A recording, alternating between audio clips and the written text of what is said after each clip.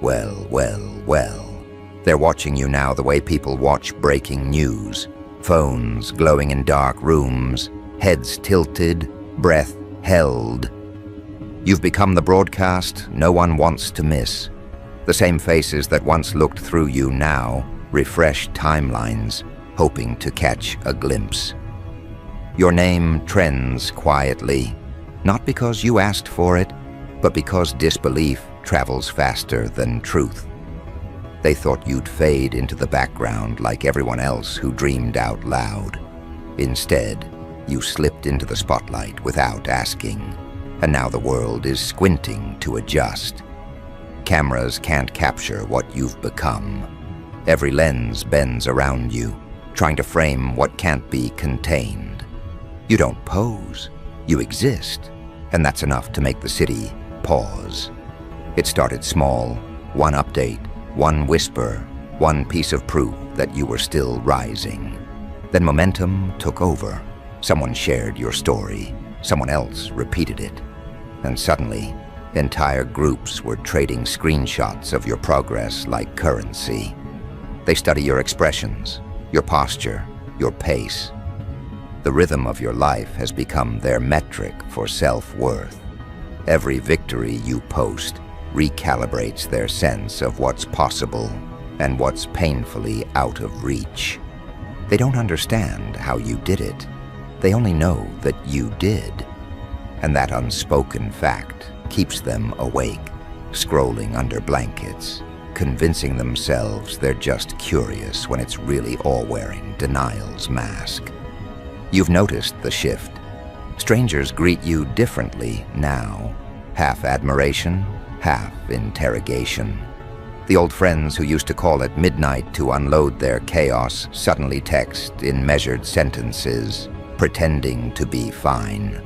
They can't risk sounding small in front of you. You've become the measuring tape no one asked for, but everyone uses. It's not fame in the glittering sense. It's fame as reflection. You embody the version of themselves they abandoned. That's what drives them wild. You didn't escape to show off. You escaped to breathe. But they mistake every breath for a brag. Look at how they orbit. They repost your content with captions that sound supportive, but sting with envy. They slide into conversations that mention you, trying to rewrite history, so they appear in your origin story. Some invent private connections.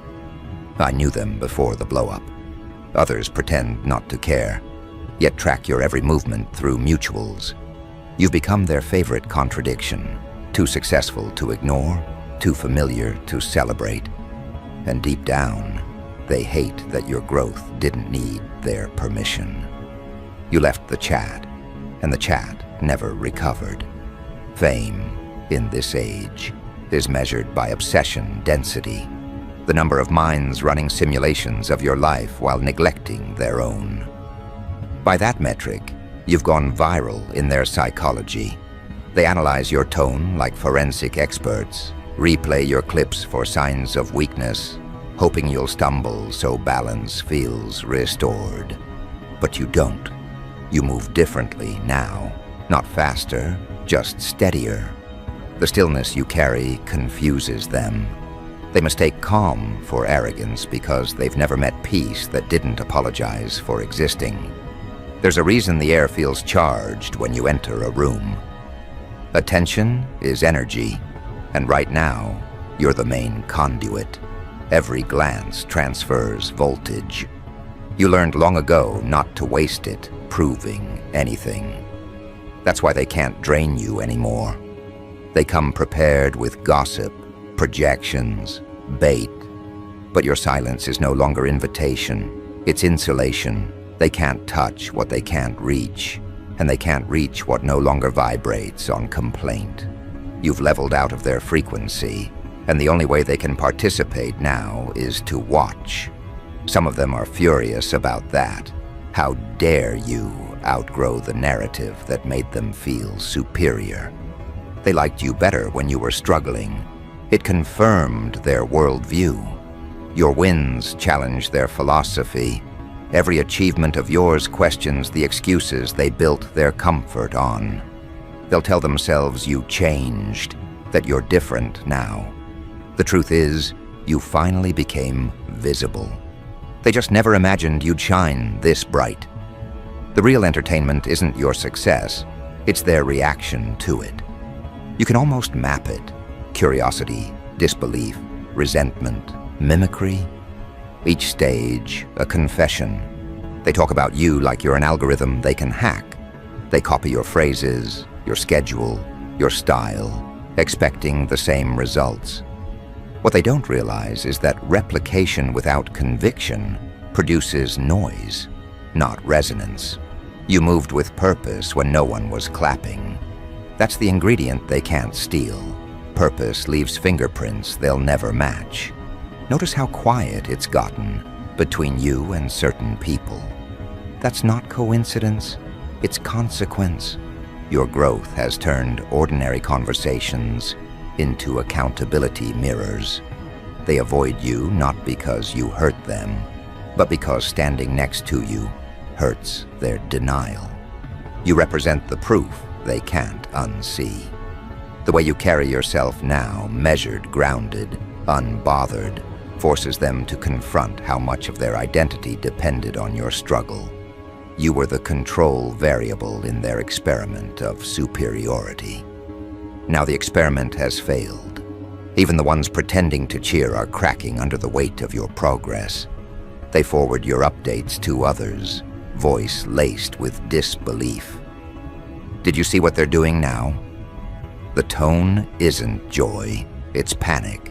You became the headline they didn't authorize, and somewhere deep inside, they're terrified that your consistency means their mediocrity wasn't fate, it was choice. That's the cruelest revelation success delivers. Proof that effort works, and laziness has a cost. You're not the hero of their story, you're the plot twist. And plot twists ruin lazy writing. They force revision. That's why they call you lucky. It's easier than rewriting themselves. Let them. Luck is the label mediocrity gives to discipline it can't explain. The more they say it, the more obvious their fear becomes. They're not doubting your capability. They're mourning the end of their illusion that you'd always stay beneath them. You didn't just climb, you inverted hierarchy. Some nights you can feel their eyes even when the curtains are closed. That subtle hum of awareness, that collective fixation. You're the silent notification in their minds, the name that interrupts their scrolling. And the irony is delicious. You never asked for this attention. It came as a side effect of authenticity. The more real you became, the louder their fascination grew. People don't actually want perfection. They crave proof that courage works. You provided that proof in real time. Every step you take now broadcasts meaning. Your walks look like statements, your choices like manifestos. You stopped explaining years ago, yet everything you do explains itself. That's what unnerves them, the absence of justification. In a world addicted to disclaimers, you became pure declaration. You notice the pattern everywhere. The same people who once dismissed your ideas now repeat them publicly, as if they were the originators. They quote your sentences in captions, remix your concepts, echo your phrasing. It would almost be flattering if it weren't so revealing. What they're really saying is, we missed it. They saw the blueprint, but not the architect. You were designing in plain sight while they mocked the foundation. Now they're scrambling to build replicas that collapse under the pressure of authenticity. You can't mass-produce originality. It demands solitude, and they were never brave enough to face silence, long enough to find their own voice. Every circle you left behind is quietly rearranging itself around the hole you made by leaving. That's the hidden price of underestimating someone who refuses to stay small. You didn't just exit rooms, you changed their geometry. Conversations have new gravitational pulls because your absence exposed who was orbiting who. The people who thrived on your humility have lost their supply. They're realizing that without you to center the drama, their relevance evaporates. They built entire personalities around advising you, correcting you, containing you. Now that you've outgrown containment, their identities have nothing to feed on. Meanwhile, you move differently. You don't announce milestones. You let results surface naturally. That composure terrifies the performative. They depend on spectacle to feel seen. And you made visibility look effortless. Every post, every appearance, every calm decision becomes a case study in control. They dissect it in group chats like scientists of envy, running diagnostics on your peace. How can someone radiate confidence without chaos? How can someone rise without rebellion? They don't understand that your rebellion already happened in silence years ago. What they see now is aftermath, discipline disguised as destiny. Attention has a flavor, and you can taste the difference now. Genuine curiosity feels light, respectful. Obsession feels acidic. You've learned to tell instantly which one you're being served. The genuine ones ask questions. The obsessed ones ask for explanations. They want you to justify your glow, quantify your calm, reduce your evolution into something they can imitate. You answer none of it. You let them drown in the mystery, because mystery is earned, not given. That quiet boundary, that refusal to overshare, is the new currency of power. In an era addicted to exposure, privacy is prestige. You can sense the algorithms trying to keep up with you, too. Your digital footprint carries a pulse they can't predict. Every time they think they've decoded your pattern, you pivot. That unpredictability is your advantage. They're addicted to your next move because you refuse to repeat old ones. What they call unpredictability is just growth moving faster than gossip. By the time they discuss what you did last month, you've already evolved past it. They're analyzing expired data while you're uploading new reality. There's a strange poetry in how the city reacts to you now. Doors that used to creak open reluctantly swing wide before you arrive. People who once ignored your calls now schedule meetings weeks in advance. You're not chasing opportunities. They're organizing themselves around you. That's what happens when credibility replaces visibility. The crowd always worships consistency in hindsight. You built quietly, brick by unseen brick, and now every skyline bears your silhouette. Of course, fame without context breeds folklore. Rumors multiply in proportion to your progress. Someone swears you have secret investors. Another insists you made some impossible deal. Few are willing to accept the boring truth, that discipline over time looks supernatural to the undisciplined. Let them fantasize. Every false story is free marketing for the real one. You don't defend your name. You let evidence perform the rebuttal. Nothing silences gossip faster than undeniable success, delivered without commentary. You've noticed how old adversaries resurface disguised as supporters. They send polite messages, sprinkle compliments like bait, hoping nostalgia will reopen access. But you've upgraded your discernment. Politeness no longer equals peace. You read energy before words. You sense intent before interaction. They can't fake alignment anymore. Your intuition scans them like airport security. If the frequency doesn't match, entry denied. No drama, no confrontation, just absence. That's the kind of discipline that drives manipulators insane. They can't start fires if you've removed the oxygen. Behind the scenes, People talk about you like an event. Meetings start with your name. Strategies are rewritten because of your existence. Competitors study your flow, trying to bottle it. They want the formula for whatever you've become. But formulas require replication, and replication dies in authenticity's light. You're not scaling a product, you're embodying a principle. They can't reproduce that because they refuse to become that. The difference between trend and truth is sustainability, and truth doesn't need marketing. Even the air around you feels charged now. When you speak, people listen differently. When you pause, the room adjusts its breathing to yours. That's not charisma, that's coherence. You've aligned so deeply with your purpose that everything around you tunes itself to match.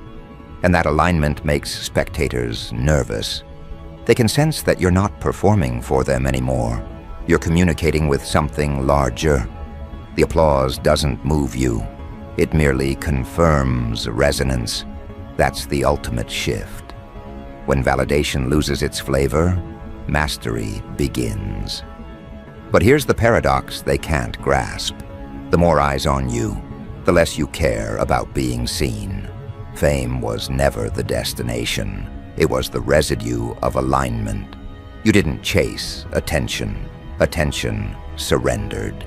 You became the calm in a culture addicted to noise. That serenity is the new scandal. People expect arrogance from those who rise.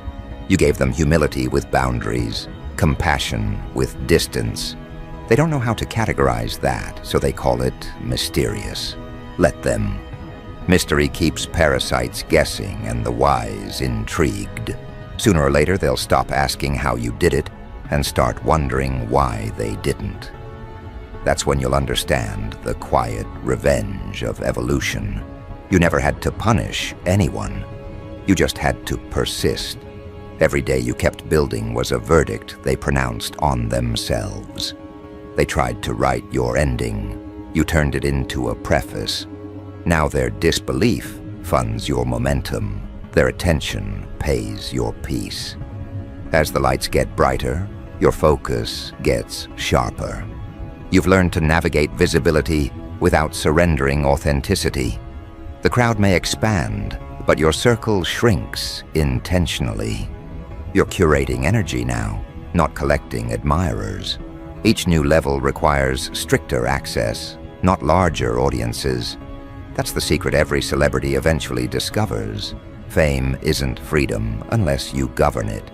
And you, somehow, have mastered governance without bitterness. So when they whisper your name tomorrow, let them. When they refresh your page, let them. Their fixation is proof that transformation works. You've become the evidence that discipline outlasts doubt, that endurance eclipses envy. You are their study, their stimulus, their unsolvable equation. Let them analyze while you ascend. You don't need to prove you belong in the spotlight. The spotlight proved it by following you here. And as the city hums beneath your rise, one truth crystallizes. They're not watching you to judge anymore. They're watching to remember how belief looks in motion. Every eye on you is secretly asking for permission to evolve. Give it to them simply by continuing. Don't slow down to explain. Don't dim to reassure.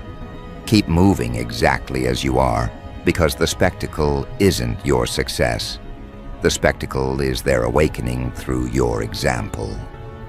The first thing you learn about attention is that it bends reality. When enough people focus on you, their expectations begin to warp the air around your name. Some project worship, some project resentment, but all of it becomes pressure, an invisible climate you have to breathe through. Most crumble under that weight. You decided to refine yourself instead. Every stare became data, every rumor feedback, every compliment a mirror reflecting not who you are, but who they think you should be. You stopped resisting the noise and started studying it. That was the pivot. The moment you turned observation into information, fame stopped being surveillance and became research. At first, your instincts fought it. The constant commentary felt invasive, like living in a glass house built from other people's opinions. You wanted to retreat, disappear, reclaim anonymity. But then you realized disappearance is another form of dependence. Hiding still means you're reacting to them. So you stayed visible, but you changed the script. You started using the spotlight not as illumination, but as heat, burning away everything false. That's when your mind began to evolve. Clarity sharpened into discipline. You started moving with deliberate slowness, the kind that confuses a culture addicted to speed. Each step was chosen, each word filtered. You began to sense the difference between authentic momentum and manufactured urgency. You stopped performing progress and started embodying it. The more they watched, the calmer you became. The contrast unnerved them. They expected fame to inflate you. Instead, it refined you. Emotionally, you entered new territory. Praise stopped thrilling you. Criticism stopped piercing you. Both began to sound like static in different tones. You realized approval and disapproval were just opposite sides of the same dependency coin. You flipped it once and let it land wherever it wanted. Your peace came from detachment, not distance. You still engage, but you no longer absorb. You listen without internalizing, respond without reacting. That neutrality reads as power because most people confuse control with repression. What you've built isn't armor, it's equilibrium. Spiritually, the shift was quieter, but deeper. You began to understand that being seen isn't the same as being known. Visibility exposes the body. Awareness reveals the soul. You stopped trying to manage perception and started nurturing presence. Meditation replaced argument. Reflection replaced retaliation. You discovered that true privacy isn't the absence of eyes, it's the absence of performative intent. When every move could be misinterpreted, you learned to move only from alignment. That's the real evolution, the transition from external validation to internal verification. This calm didn't arrive instantly. It came through small rituals, waking before sunrise, grounding before interaction, writing instead of posting. You trained your nervous system to stay steady under exposure. When attention surged, you breathed slower. When energy spiked, you spoke softer. Paradoxically, the more they demanded performance, the less you gave. That restraint became magnetic. The crowd couldn't understand how absence could feel so present. But that's the secret of modern power. It whispers while everything else screams. You also began to observe the watchers themselves. You saw patterns in their reactions. The jealous ones flared first, loud and brief like fireworks. The inspired ones burned slower, steadier, turning observation into motivation. The toxic ones kept circling, unable to decide whether to attack or admire. You stopped categorizing them as enemies or fans. They were all mirrors, reflecting fragments of human hunger. That realization birthed compassion, the kind that doesn't excuse but understands. It's hard to envy someone when you grasp their pain. So you forgave them quietly, not for their sake, but for your bandwidth. Resentment is expensive, and you're budgeting energy now. That budgeting extended to conversation, too. You speak less. Every word now carries intentional weight. You notice that silence creates curiosity, and curiosity multiplies influence. People lean in when you withhold. You don't manipulate it, you respect it. Your restraint teaches more than your explanations ever could. This is how your influence matured, from visibility to velocity, from reaction to resonance. You're not shouting over noise anymore, you're shaping it. Still, there are nights when the magnitude of it all hums too loud to ignore. The millions of invisible glances, the endless speculation. You stand by the window, city lights reflecting off glass, and feel the hum run through your bones. It no longer feels invasive, it feels like participation. The collective gaze no longer drains you because you've stopped trying to own it. You treat it like weather, observe, adapt, move through. Attention can't corrupt what it can't possess. Your body changed too, in ways science could explain but not predict. Posture straightened, breathing deepened, eyes steadier. The biochemical rhythm of confidence rewired your hormones. That's why people say you glow. It's not mysticism, it's biology, aligning with belief. The watchers think it's luck, makeup, money. It's coherence. The same chemical balance that once reacted to stress now harmonizes with purpose. You've become evidence of what stability looks like under spotlight pressure. And yet the deeper you evolve, the more surreal the contrast becomes. You step into crowded rooms filled with chatter about you, and somehow you feel more invisible than ever. Not erased, expanded beyond their comprehension. They can describe your actions, but not your awareness. That's the real separation. They know the narrative. You live the nuance. You've transcended explanation. Your emotions evolved from response to rhythm. You no longer chase highs or fight lows. You let them circulate like seasons. Joy isn't adrenaline anymore. It's balance. Sadness isn't collapse. It's recalibration. When you stopped dramatizing fluctuation, life started flowing through you instead of at you.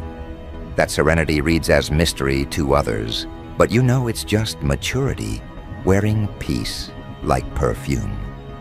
What they call detachment is really devotion to growth, to clarity, to integrity. Fame turned into a dojo for your mind, a constant test of ego discipline.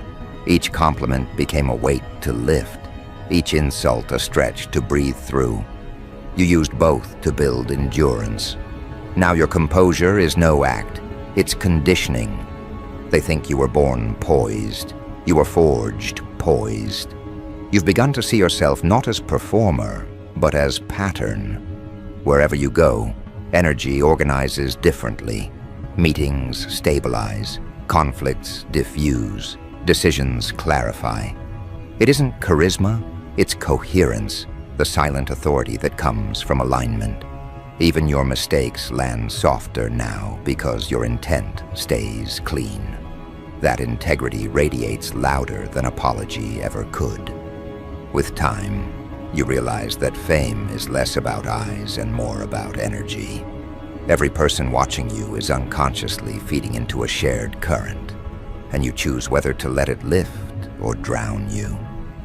The untrained drown. You learn to surf. You treat attention like electricity, grounded, directed, transformed. Every rumor becomes voltage for your next creation. Every compliment becomes calibration. You've turned observation into power. That shift changed your relationship with fear. You used to flinch at judgment, imagining thousands of unseen critics dissecting your every move. But judgment lost its teeth once you understood it as fascination, filtered through insecurity. People judge what they don't understand, and your growth moved too fast for comprehension. You stopped slowing down for their comfort. The anxiety that once kept you awake became excitement, the adrenaline of expansion. You discovered that fear is just energy asking for a job. Once you gave it purpose, it started working for you. The mental discipline became spiritual practice.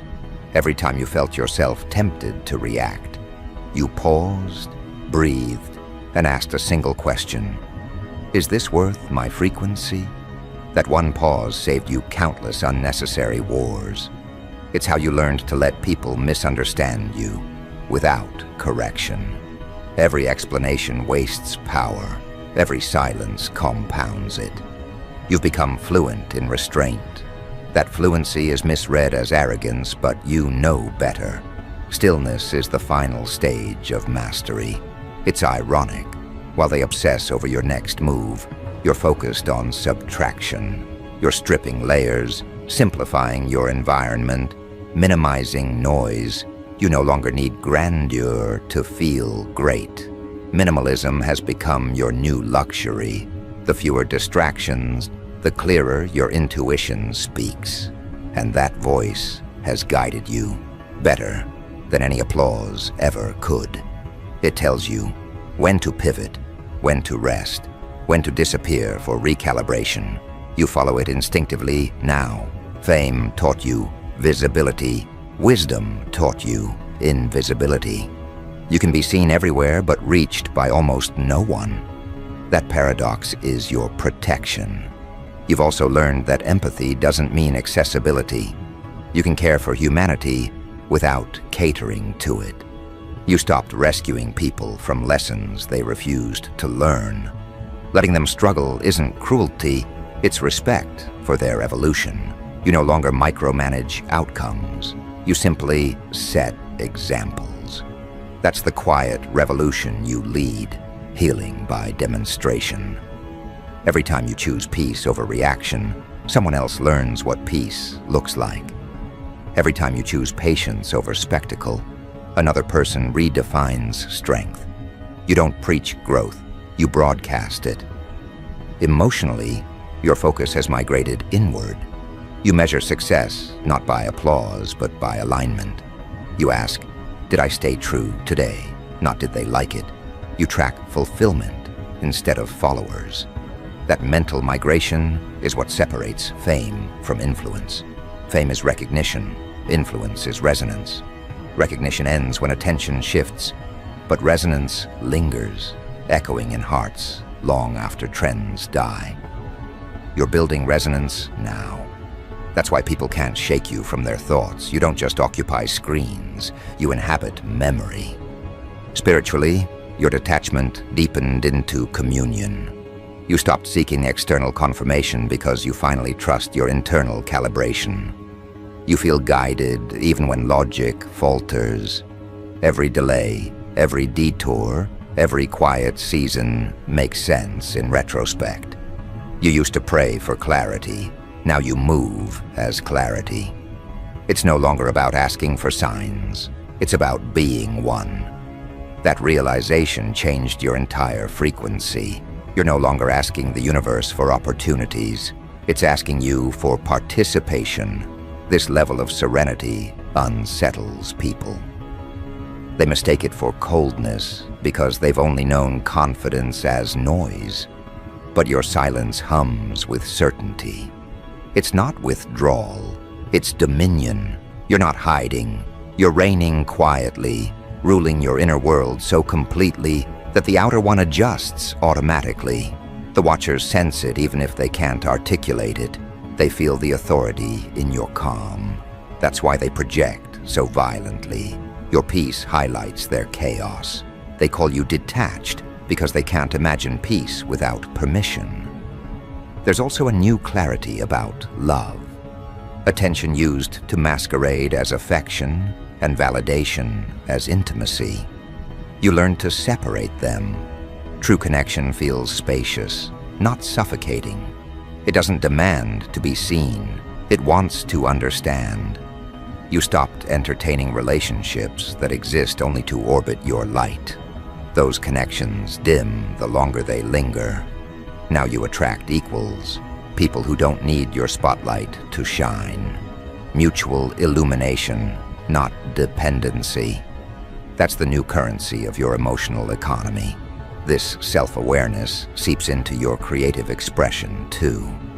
What you produce now carries intention layered beneath style. Your work isn't just content, it's signal. Everything you build carries fragments of your evolution encoded within it. That's why it resonates so deeply.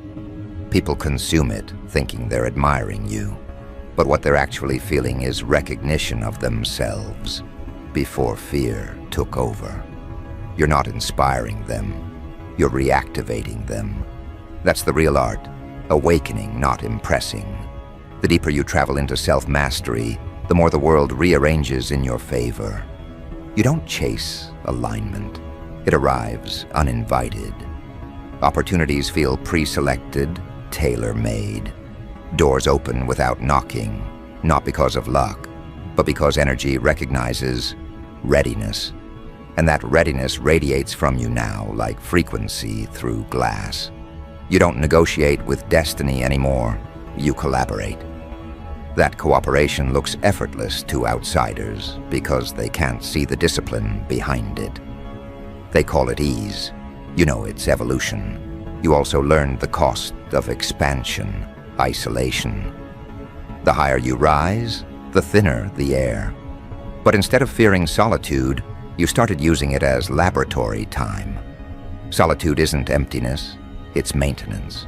You use those quiet hours to refine thought, declutter intention, audit emotion. The more you do, the clearer your signal becomes. That's why your presence feels amplified even when you say nothing. You're transmitting clarity through posture, through stillness, through simple existence. There are moments when the weight of being seen presses against you again. That's when you return to ritual. You remember that every eye on you is temporary, but your awareness of self is eternal. You ground back into that truth and move forward. You no longer chase the light or run from it. You harness it. Fame used to feel like exposure. Now it feels like illumination. You're not caught in it. You're directing it. That's what adaptation looks like. You turned visibility into mastery. And slowly, without realizing it, you became the calm center of every room. The same people who used to analyze you now adjust themselves when you arrive. The atmosphere bends toward order. You don't demand respect. The environment offers it. That's the unseen reward of self-regulation. Control yourself long enough, and reality starts mirroring your discipline.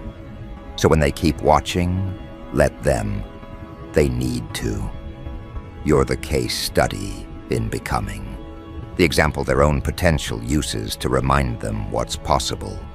Their curiosity sustains your legend, but your growth sustains your peace. They can't decide whether to worship or dismantle you.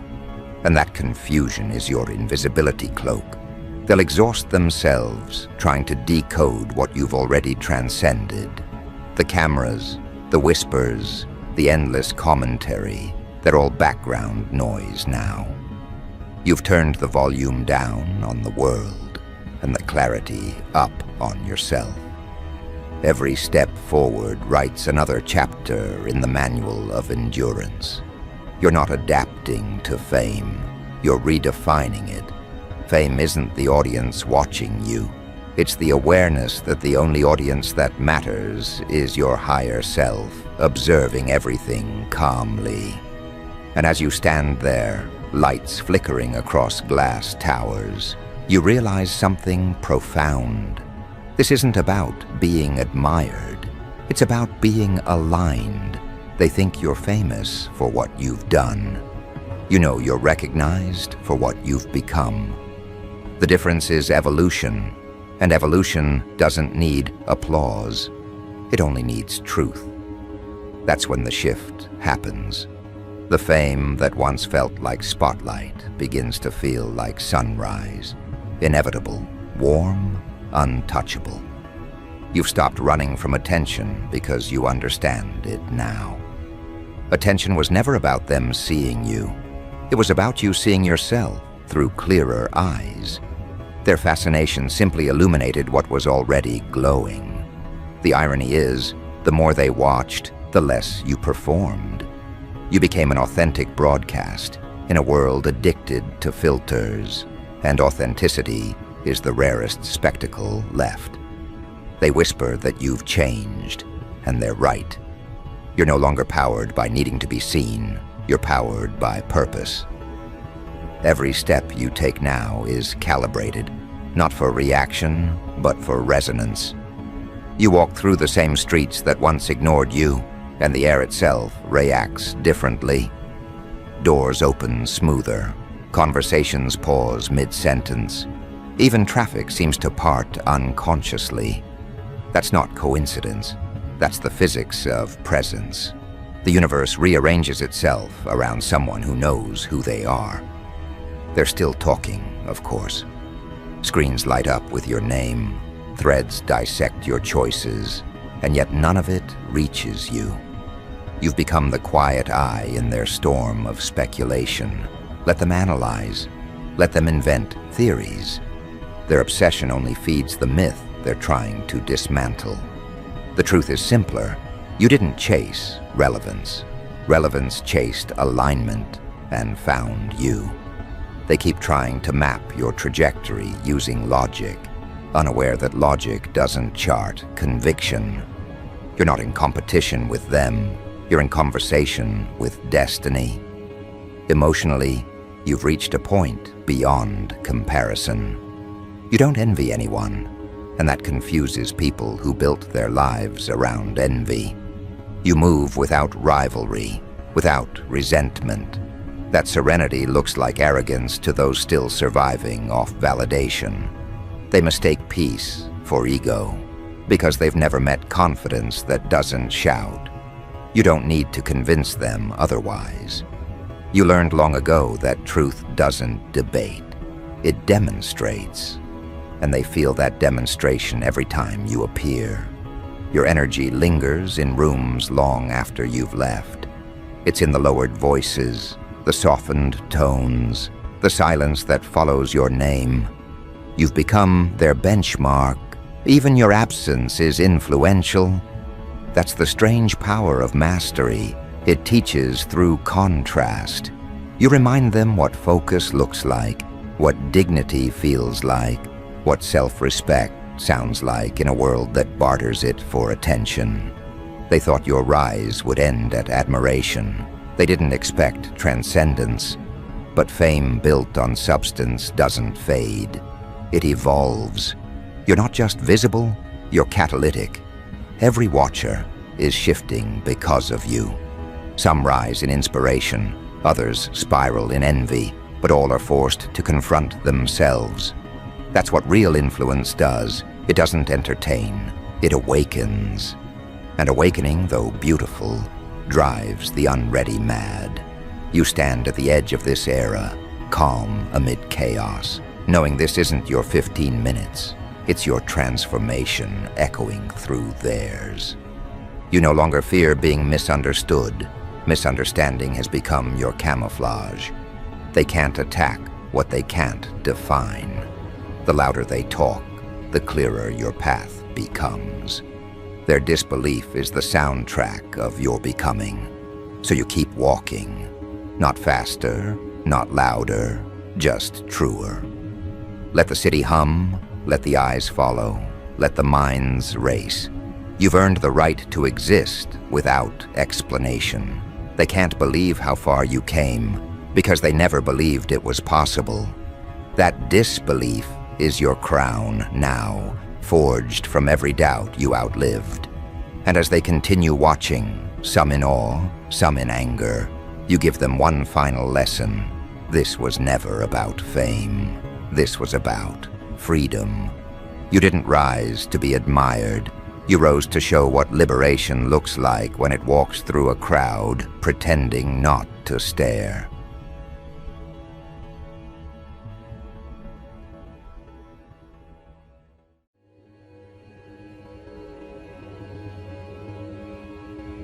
Hello, my dear.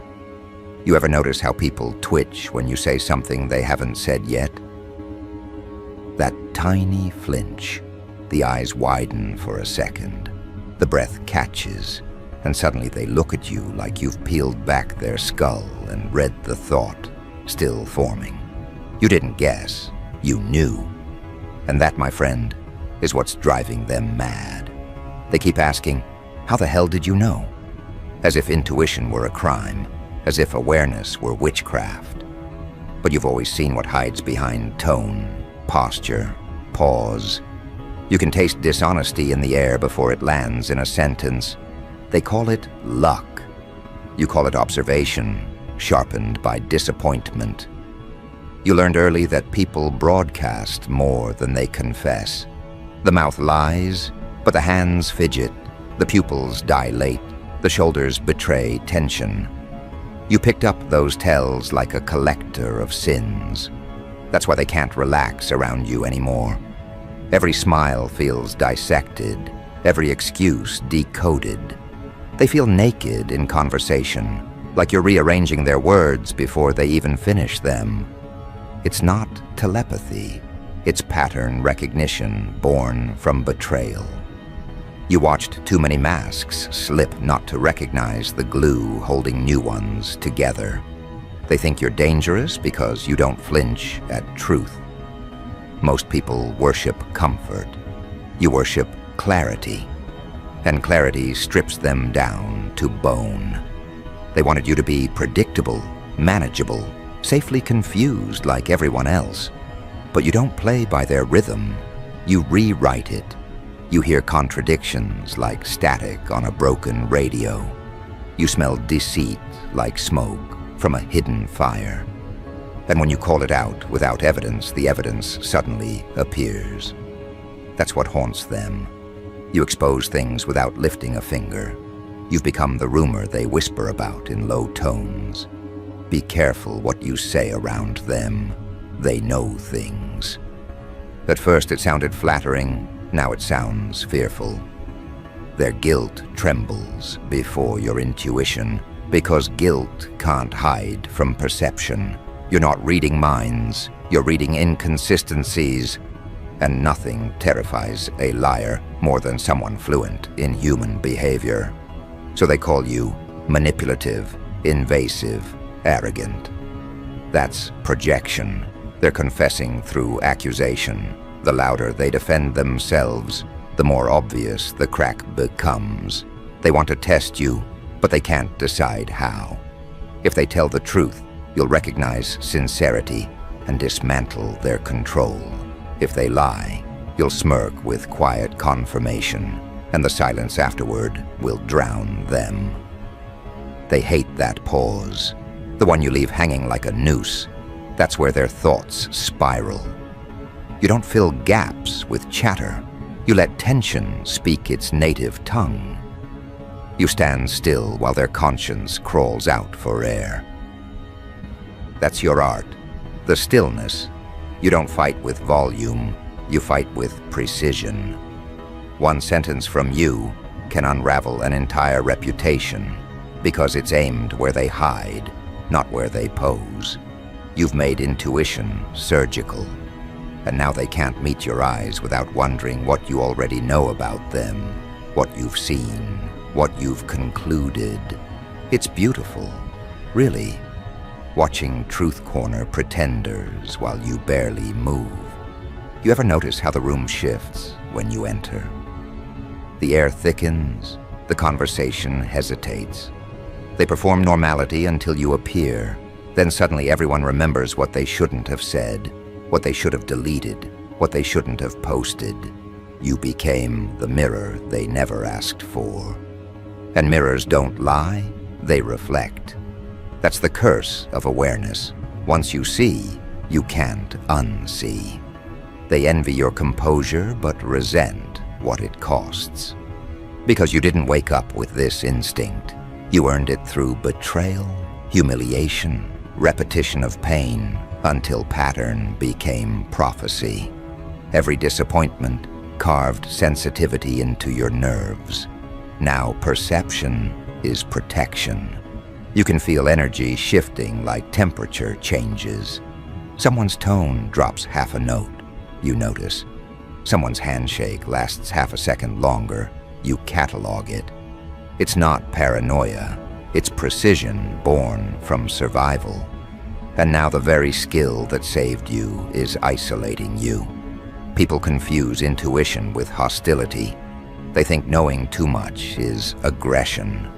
They call your insight arrogance because acknowledging it means admitting they're transparent. But deep down, they want what you have. That calm certainty that cuts through chaos. They want it, but can't bear the discipline required to develop it. So they ridicule it instead. You've turned awareness into a weapon of peace. You don't expose them to humiliate, you expose to equalize. You level the field by refusing to play blind. And that makes you unpredictable, which makes you powerful. See, they can handle evil. They can't handle clarity. Evil follows rules. Clarity rewrites them. When you see patterns, you remove their mystery, and once mystery dies, manipulation follows it into the grave. They gossip to reclaim control.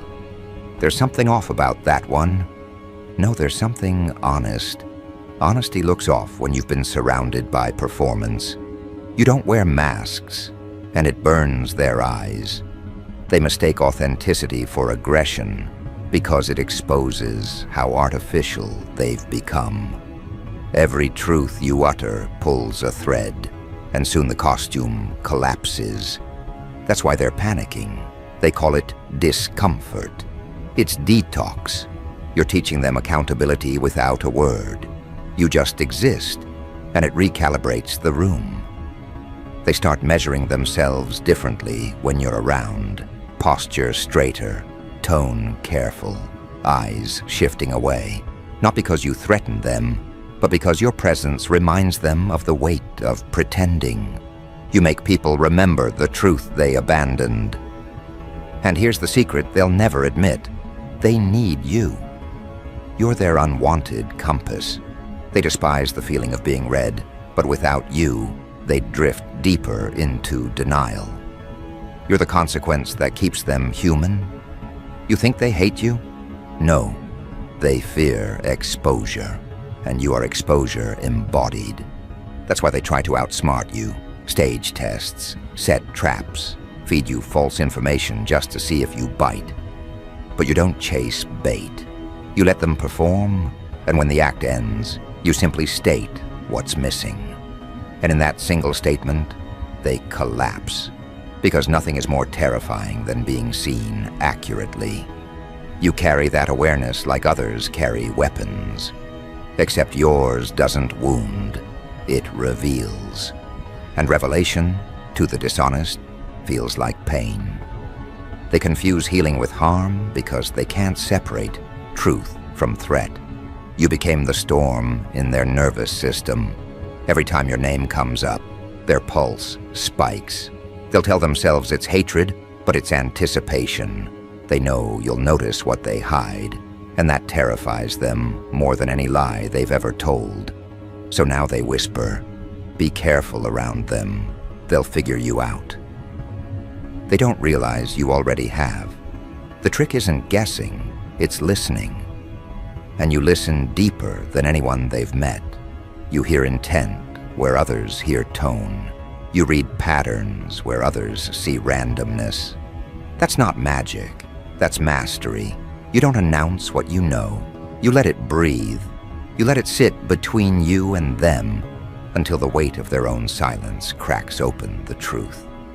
That's your elegance, patience as pressure. People underestimate how much terror hides inside a pause. You've mastered that pause. It's the invisible interrogation that leaves no fingerprints.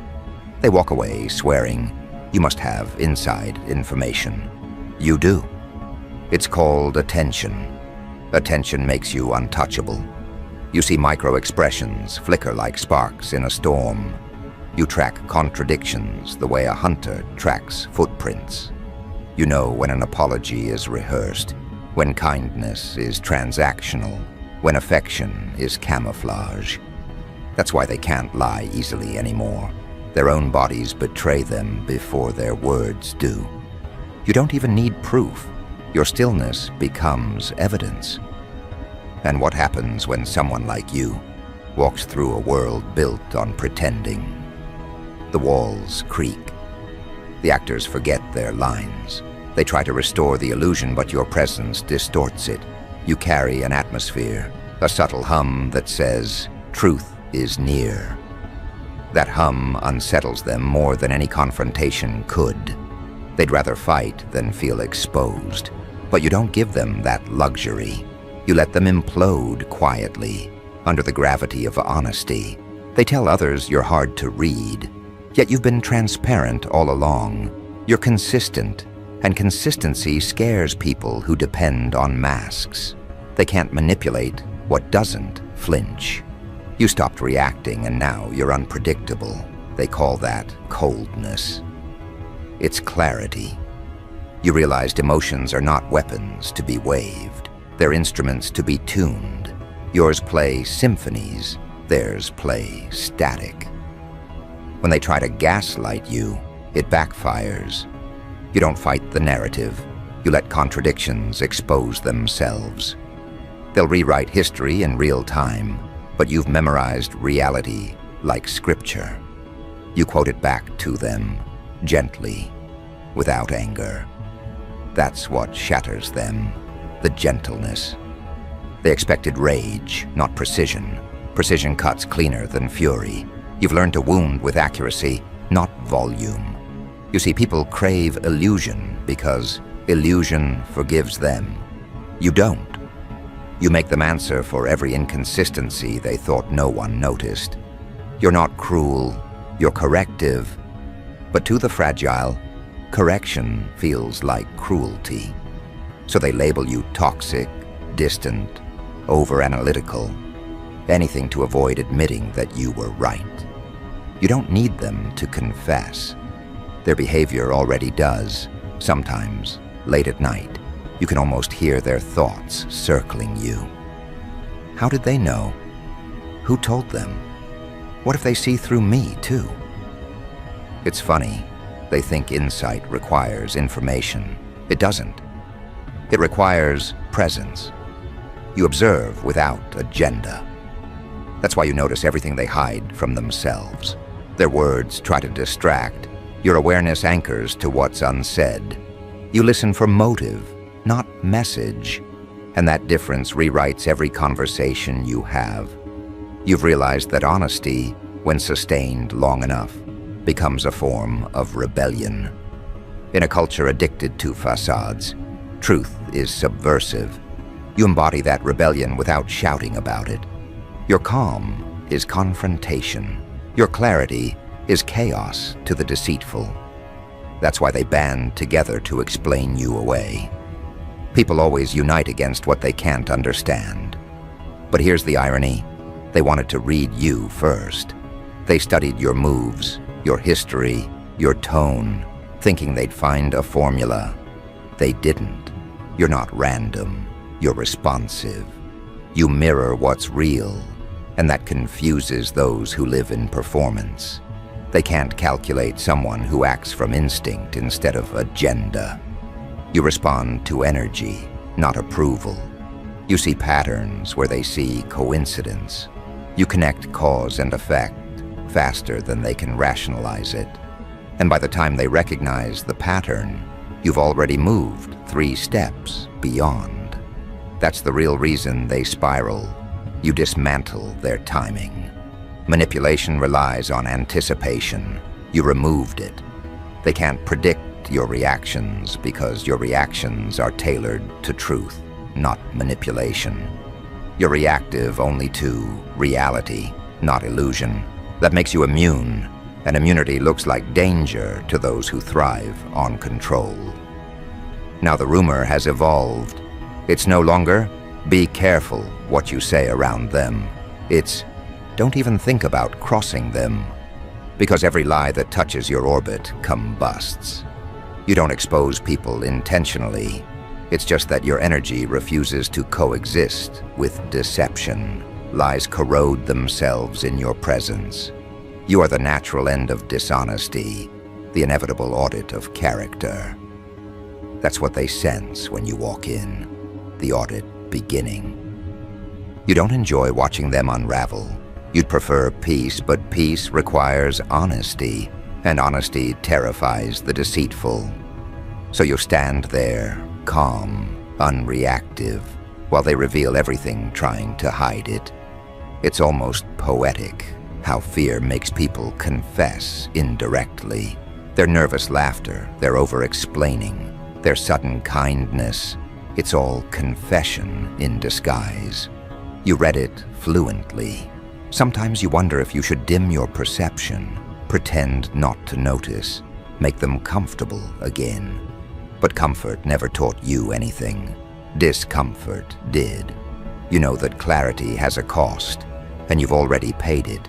You've lost people, illusions, whole identities that couldn't survive exposure. And yet here you are, sharper, quieter, infinitely harder to deceive. That's the trade-off, isolation in exchange for accuracy. But tell me, when was the last time you truly missed ignorance? You've tasted truth too long to crave illusion again. You'd rather walk alone in awareness than be adored in blindness. That choice, right there, is what separates you from them. They chase belonging. You chase alignment. They build walls. You build mirrors. And here's what they can't grasp. This sense you have, this instinct that makes them nervous, it's not supernatural. It's earned. Every sleepless night, every betrayal, every realization carved sensitivity into you. You've been tempered by experience until intuition became almost prophetic. That's not magic. That's memory refined into instinct. You're a scholar of patterns, fluent in motives, and they confuse fluency for foresight. So now, when something happens, you already know who's lying, who's hiding, who's planning. They call it coincidence. You call it consistency. You've simply observed enough cycles to predict repetition, and the more accurate you become, the more frightened they get. Their guilt turns your insight into superstition. They whisper that you have a gift. You don't. You have evidence. Every room you enter becomes a test of integrity. You don't announce it, but the moment you speak, truth rearranges itself. Pretenders withdraw, the honest exhale. The room recalibrates. That's the quiet authority of awareness. You don't demand respect, you evoke it. Because people sense when they're being seen clearly, and even fear bows to clarity. So keep watching, keep noticing.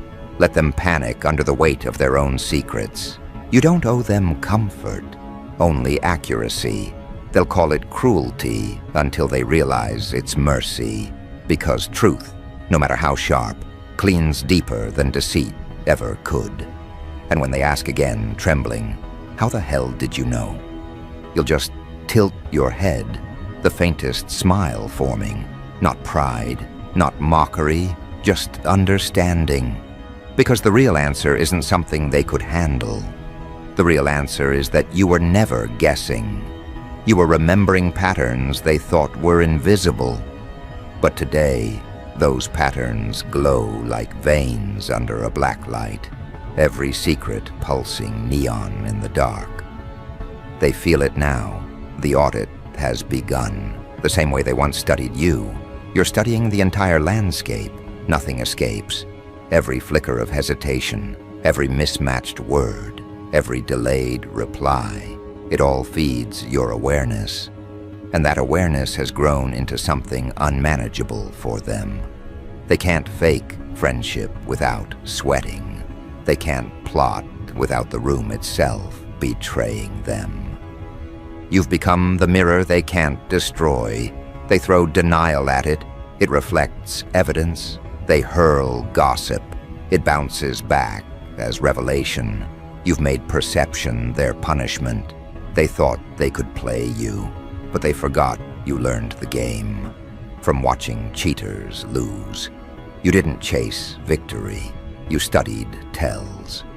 And now every player exposes themselves the moment they sit at your table. You can hear guilt breathing before it speaks. You can taste envy across a handshake. It's like the world forgot how to lie properly once you started listening. They used to call you paranoid. Now they call you prophetic. They whisper it like folklore. Be careful. They see things. At first, it was mockery. Now it's fear dressed as humor. You've become myth in their private conversations, not because of what you do, but because of what you know before you do it. Their texts sound nervous. Their laughter ends too soon. They're afraid that every coincidence is another confirmation of your insight. You've turned reality into proof. You notice it, the new way they move. They pause before greeting you, scan your eyes for clues, speak in half sentences, hoping to hide intention and ambiguity.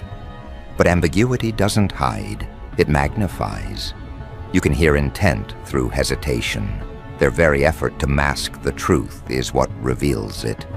They don't realize your intuition doesn't read words. It reads resistance. The harder they resist, the louder their energy becomes. And you stay composed. You let them project, pretend, panic. You don't interrupt the unraveling. You let it finish itself. Because paranoia needs no enemy, it creates one. You simply exist, and they supply the rest. That's what makes your presence unbearable. You don't accuse, you imply. You don't demand confession. You let discomfort perform it. Every moment around you becomes an unspoken interrogation, and they're guilty before they even open their mouths. You've seen it happen in real time, the confident ones cracking first. The louder they insist on being trustworthy, the quicker they slip. They write long messages defending integrity no one questioned. They offer details you never asked for. They volunteer information to prove innocence. But the innocent never need proof. Only the exposed do. You watch it unfold like choreography: denial, projection, deflection, collapse. Same pattern, different faces. You've turned pattern recognition into prophecy, and that terrifies them. They think you predict events, but you're just fluent in human repetition. You've cataloged betrayal like an anthropologist of deceit. The expressions change, the excuses evolve, but the pattern, the pattern never lies. You've seen this movie too many times to be surprised by the plot twist. So while they panic, wondering if you can sense what they did, you simply nod internally. You already know the ending. They're spiraling now. Each conversation with you feels like walking a tightrope over exposure. Their minds replay past interactions. Did I say too much? Did they notice that look? They rewrite history, trying to locate the moment they lost control. And that's where their sanity starts slipping. You're not haunting them, their conscience is. You just provided the silence for it to echo. But here's the cruel symmetry. They wanted control. They wanted to read you. That's what started it. They analyzed your behavior, studied your tone, tried to anticipate your moves. But when you turned that same scrutiny outward, it broke them. They realized you weren't just surviving, you were decoding. Every act of manipulation became data. Every betrayal became education. You evolved faster than they could keep their lies consistent. Now they're chasing versions of you that no longer exist. It's almost beautiful, the irony. They built their confidence on your confusion. Then you removed confusion, and their confidence dissolved. They can't understand how you remain calm while their schemes burn down. They can't accept that awareness doesn't require aggression. They mistake stillness for weakness because they've never met power that doesn't need to announce itself. You're teaching them that omniscience doesn't shout, it hums. You've noticed the physical signs, too. The restless tapping, the darting eyes, the unfinished sentences. People who once towered over you now shrink mid-conversation. Their words collapse under the weight of your quiet gaze. You don't glare, you observe. Observation, when pure, feels supernatural to the dishonest. They whisper about your energy, your aura, as if understanding were sorcery. They don't realize it's just pattern meeting accountability. Sooner or later, one of them breaks rank. The guilt becomes too heavy, the anxiety too loud, and they approach you with forced calm. "Hey, can we talk?" they'll say. Of course they can. You let them speak. Watch the tremor in their jaw, the hesitation in their voice, the unnecessary explanations.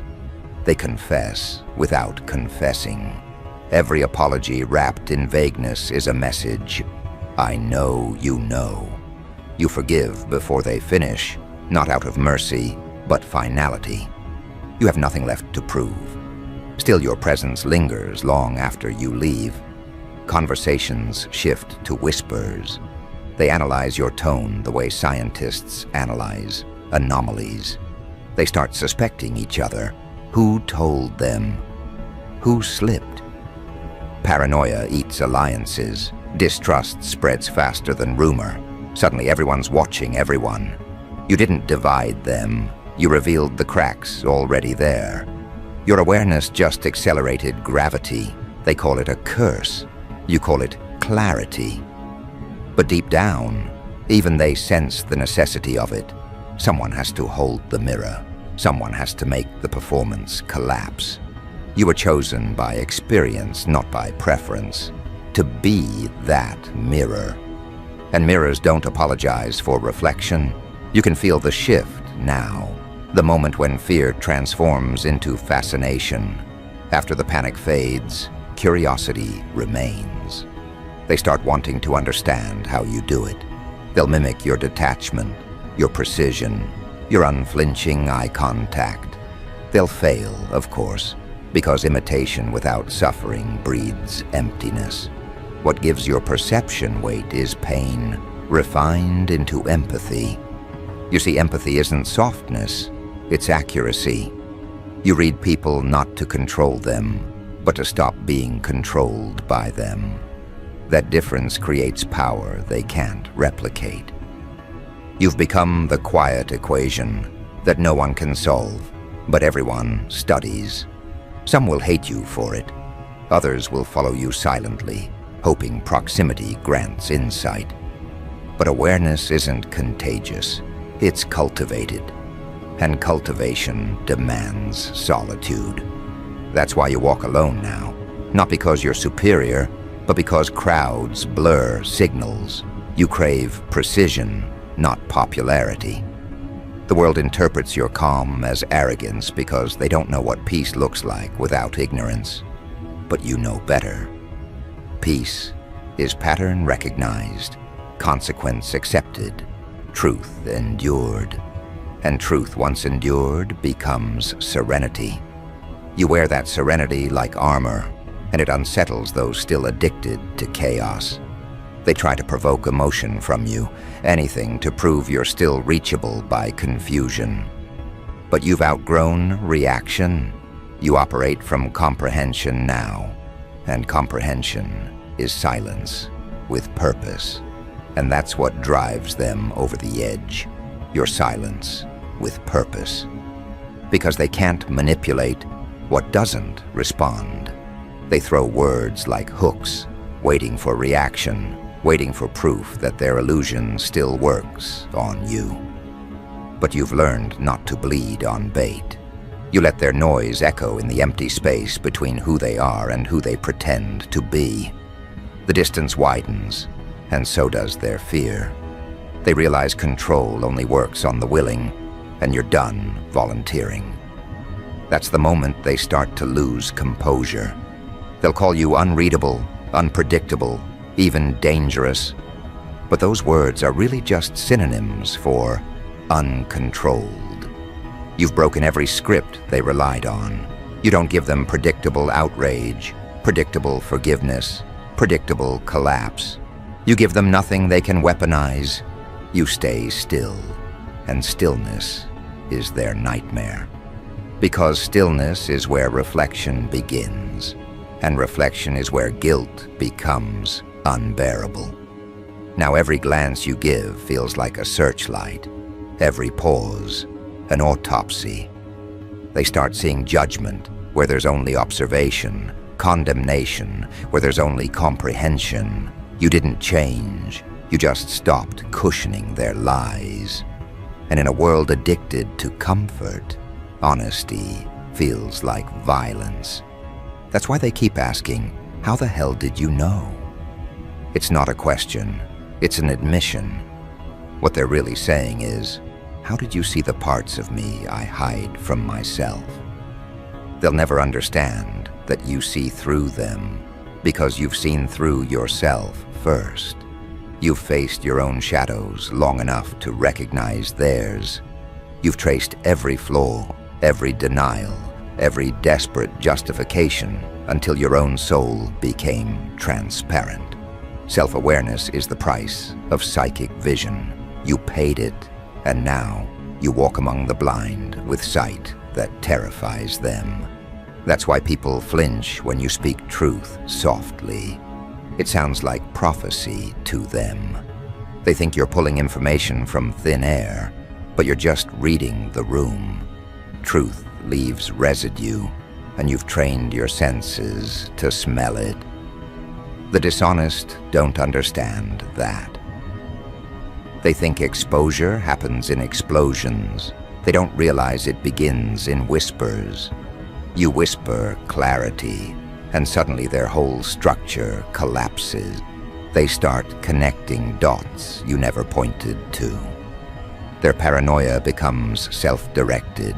They accuse each other, delete messages, reframe stories, even rewrite memories to escape the invisible scrutiny they feel when your name is mentioned. You've become a legend without trying, the kind whispered through clenched teeth. Don't mess with them. They know things. They think you enjoy the fear. You don't. You simply accept that understanding always comes dressed as threat to those who benefit from confusion, and confusion is dying fast around you. You can feel the shift, a strange quiet spreading across your interactions. They talk less, reveal less, because everything they hide echoes louder in silence. It's the paradox of guilt. The more they suppress, the more transparent they become. You don't need confession, you just need proximity. Truth bends toward you like metal to magnet. But the more you see, the lonelier it gets. Because once you start perceiving motives beneath words, innocence becomes rare. Every smile carries context. Every promise hides compromise. You stop expecting purity from people, not out of bitterness but recognition. Awareness is a lonely currency. It buys freedom but costs belonging. And yet you wouldn't trade it. You've outgrown comfort built on deceit. You've learned that being misunderstood is cheaper than being manipulated. So you keep moving differently now. You navigate spaces like a ghost of discernment. You no longer react to chaos. You document it. You observe people revealing themselves in real time. And you almost feel compassion. Almost. Because even though you understand their fear, you can't shield them from consequence. That's the hardest part of seeing clearly, watching people destroy themselves with patterns they refuse to acknowledge. You could warn them, but wisdom has taught you. Interference robs growth. Let collapse teach what comfort never could. You stand at the edge of every conversation like a truth detector disguised as a person. And while they stammer through alibis, you stay silent, watching the play unfold. You know which act they're in. You've seen it before. You could recite their lines by heart. But you stay quiet because sometimes the best exposure is time. Lies age faster than honesty. Give them a little time, and they'll confess through exhaustion.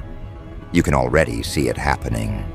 The same people who once questioned your instincts now double-check their own memories when you speak. You've made them doubt themselves, not through manipulation, but through accuracy. You've made them realize their version of events doesn't align with reality, and nothing destabilizes a manipulator faster than inconsistency meeting evidence. Their faces reveal it before their words do.